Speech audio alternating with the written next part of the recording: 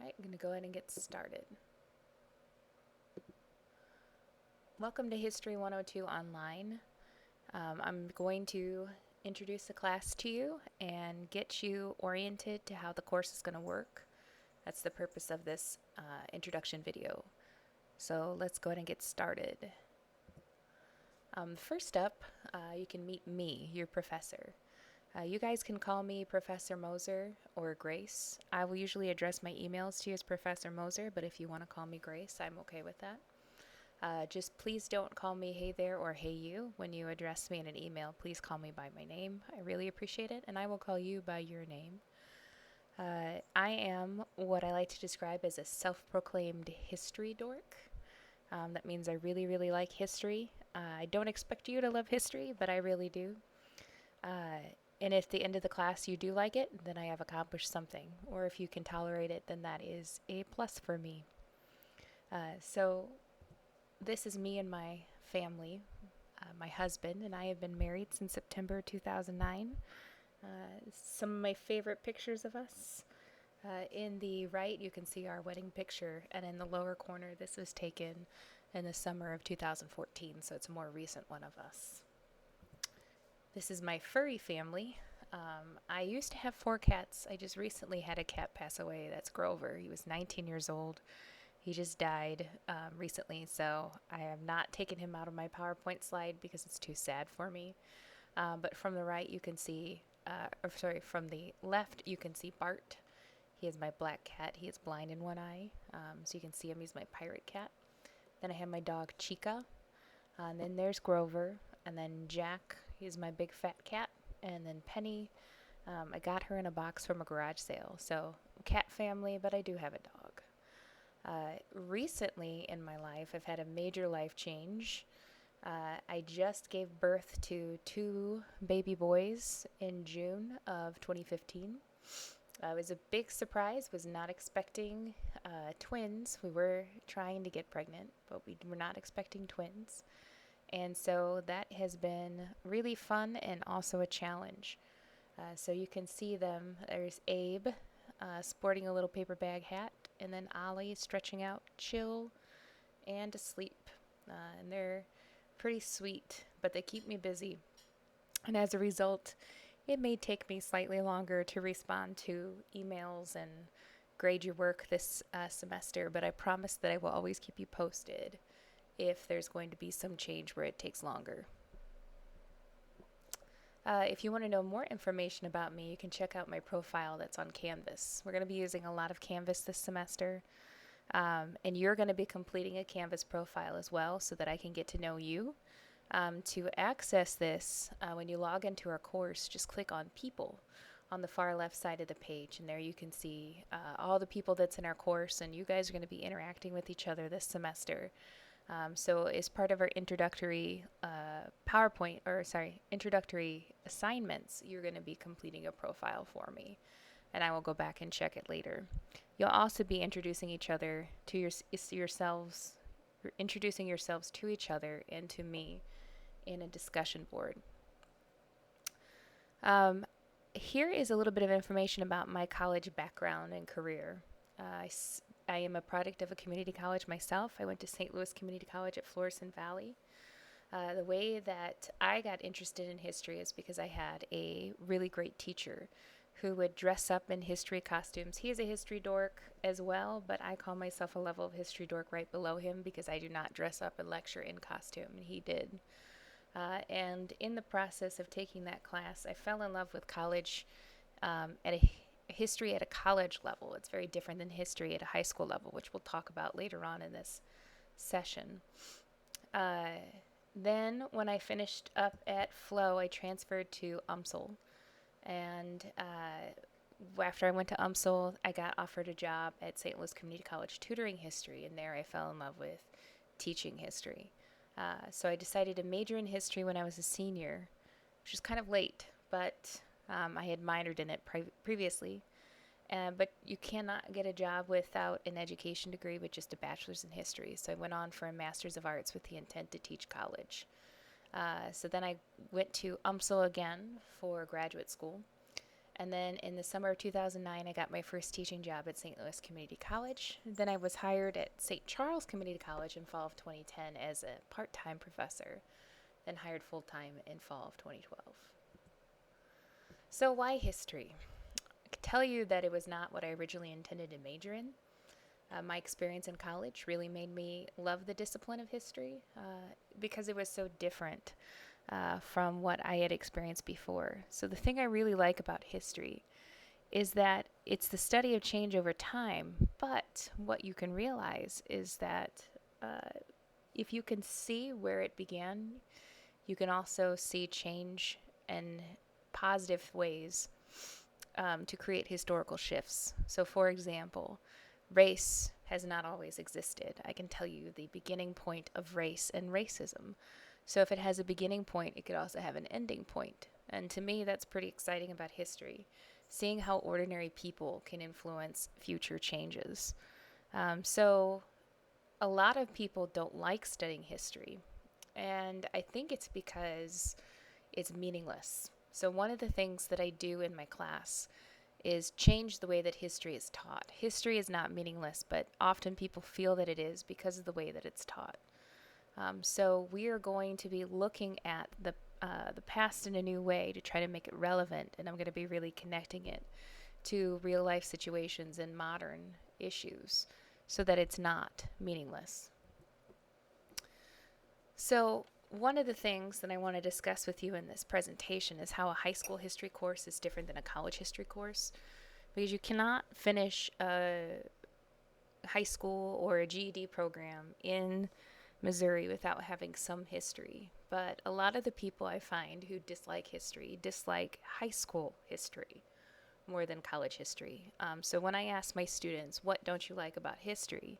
They tell me it's a lot of memorization of names and dates, and they're exactly right. That's how high school history tends to be taught. It's just, here's a list of things, memorize it, and take the test and forget about it.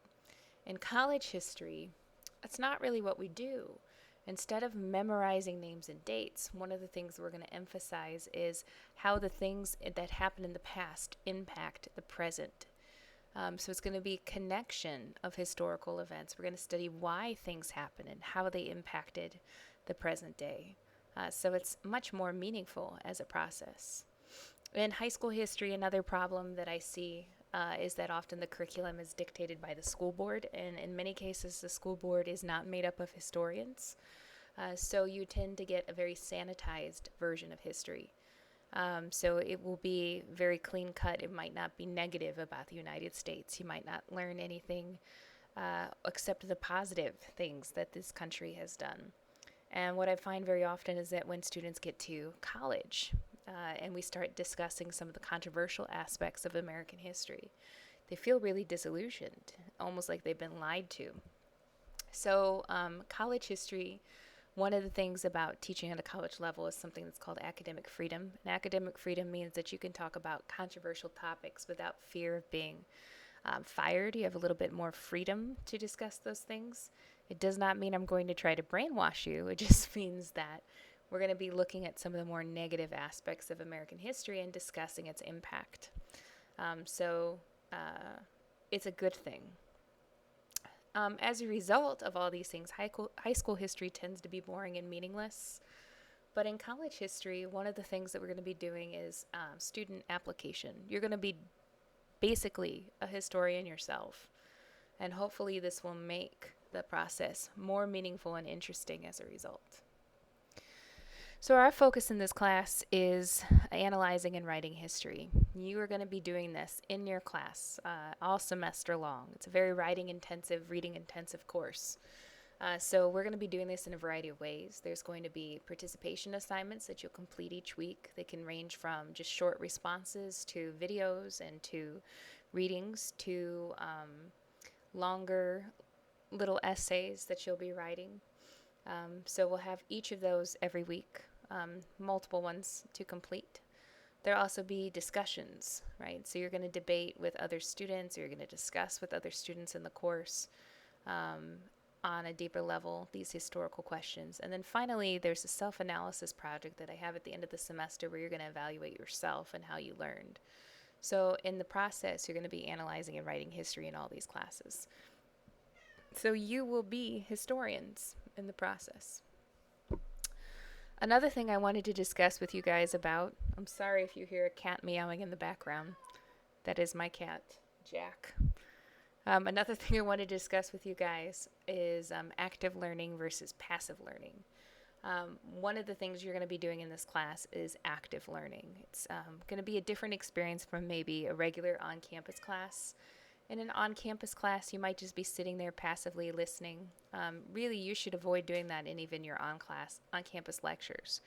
Active learning means that you are engaging the material, and it requires a level of participation. So you're not going to just be watching videos. You're going to be thinking about them, answering questions. You're not going to just be reading PowerPoints. You're going to be asking questions, engaging the material, reading it, taking it a step further, thinking about deeper questions. And in the process, you get a deeper education. You get a stronger learning experience, and you are a part of the process of this class. So that being said, don't be afraid to ask questions. Send me an email. If you don't understand one of the directions that are in the assignment, send me an email. If you have a question about the material, send me an email. I also have office hours on campus, so if you are more comfortable coming in and talking to me in person, I'm available. Just because it's online doesn't mean that you have to figure everything out yourself. I am still a teacher in this course, and you're still a student, so please come to me for help. So one of the things that we're going to be doing a lot of in this class is writing history and engaging with written history. So in order to do that, I'd like to talk to you about how history is written. There's two types of history that we're going to be interacting with this semester. One of them is called primary sources, and the other one's called secondary sources. Primary sources are documents from the time period. So we're going to actually be reading written work that's historical. So for example, if this were a History 101 class, primary source, if we were studying the American Revolution, would be the Declaration of Independence, and we would read it. But we're going to be engaging documents from the second half of American history. So the book that you see featured here is the book that you need. It's the 5th edition of Reading the American Past. We will be using this semester a lot, so you need to make sure that you have a copy of this. So these are all documents that have been selected by the textbook company, and we're going to be using a lot of them, and you're going to be reading them and analyzing them in the class. Historians write history from primary sources, so you will be doing that as well. Secondary sources are books or articles or films that are created about a time period by other historians. So an example of this is your textbook, and historians use both when they are writing history. So we're building off the research of previous historians, but we're also analyzing and coming up with our own interpretations. So the book that we will be using in this class, which you also need to get this particular edition, it's the 5th edition, concise version of the American Promise, Volume 2, very important. It's sold in the bookstore, but you can also get it online or in other locations. Right? You need to make sure you have this version of it because the reading for the assignment is all oriented on these page numbers. So if you got an older edition or if you got a different version of this book, it wouldn't match up. Right? And the reading assignment can be found at the beginning of every unit in the unit overview and directions. So we'll be using both this semester. So what can you expect from this class? Right? What do I expect from you in this class? Right? You should expect to use Canvas every day, and if not every day, 3 to 5 times a week minimum. Right? You should be logging in, you should be reading the announcements, you should be engaging multiple times a week. A lot of times online students expect to only work on it 1 day a week, but I'll warn you, there are some assignments in here that have due dates early in the week, right? So, for example, our graded discussions, you have to post by Thursday, even though the assignment's not due until Monday. So there's 2 posts to that. So make sure that you are logging in and you're aware of all those various due dates. You're going to need a reliable high-speed internet connection. You're going to need regular use of email for communication, and then those regular logons. Our class is organized around thematic units, and many of those units will have exams. Usually exams will be covering 2 units, but sometimes they only cover 1. So you just need to keep an eye on that. Use the course schedule to make sure that you're staying up to date on that. It's 1 unit per week, right? And not every week we have an exam, but sometimes we do. And the exams will be open from a Friday all the way until the Monday when our week closes. So I give you study guides for each exam. You should use those study guides while you're going through the material to make sure that you are prepared for the exams. I write the exam questions from the study guides. If you need any help with these, let me know and I can help you prepare for the exams. So we're going to have these weekly activities that we talked about, and also these discussions, and all the due dates will be noted in multiple places in the class. So you can expect for this class to spend 5 to 6 hours per week. And that's based on the idea that you're going to be spending 3 hours per week, 2 to 3 hours per week in lecture in an on-campus class, plus an additional 2 to 3 hours per week on your materials. So all that translates to 5 to 6 hours per week. So make sure you set aside at least that much time to do all your work each week, and you should be fine. It could be more or it could be slightly less. All right, so our class runs on a Monday to Monday weekly schedule. So what that means is that on Monday, I will release a unit to you, and then you have until the following Monday to complete that work, right? There will be a little bit of overlap, right? Because you'll be finishing up one unit at the same time another unit will be starting. But that's how the class will run all semester. One unit will be opening while the other unit is closing.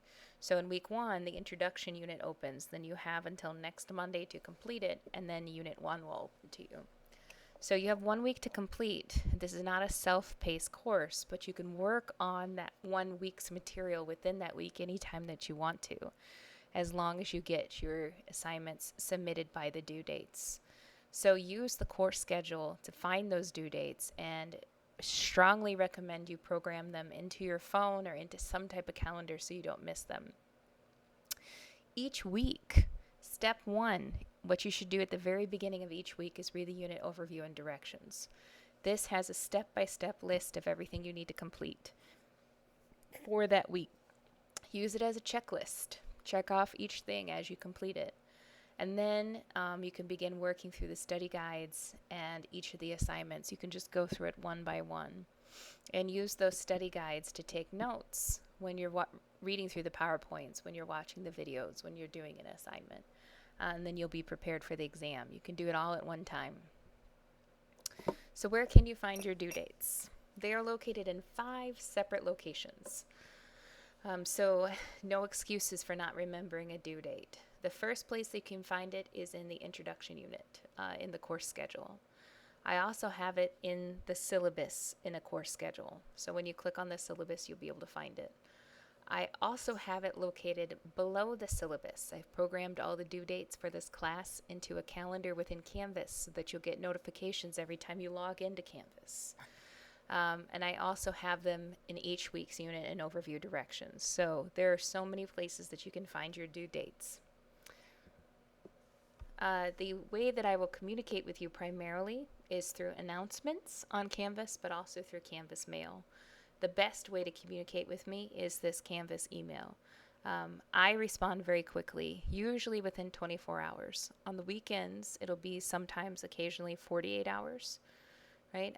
But Canvas will send me a text message, so it's the best way to let me know that you're trying to communicate with me. I have my notifications set up to let me know when students are trying to contact me, and so I'm usually really good about getting back to you as soon as possible. So to get to Canvas Mail, in the upper right-hand corner of your Canvas page, you'll see an inbox. You click on inbox, and then you can type 2 in the 2 box, and you can just type my name in it, and it'll pull up. And then if you need any help with that, the Canvas Help Guide is very good. We have 24/7 technical support, so if you ever have any problems, you can just contact them. So things to look for in the class, always make sure you read those unit overview and directions first. That'll have all the activities for the week. It'll have everything that you need for that week's units. The course schedule, which has all the due dates. You can get that again either in the syllabus, in the course schedule in the introduction unit, or in the Canvas calendar. And then the syllabus. The syllabus is actually a legal document that outlines everything that we're going to do in the class. So you should make sure you read it and understand it. And in the introduction unit, you're actually going to be taking a quiz over everything, including the syllabus. So make sure you read it. And if you have any further questions, send me an email. Make an appointment to come see me. I love it when online students want to come and talk to me. It can put a face with a name, and it's great. So I look forward to having a great semester with you all. And if you have any questions, just send me an email.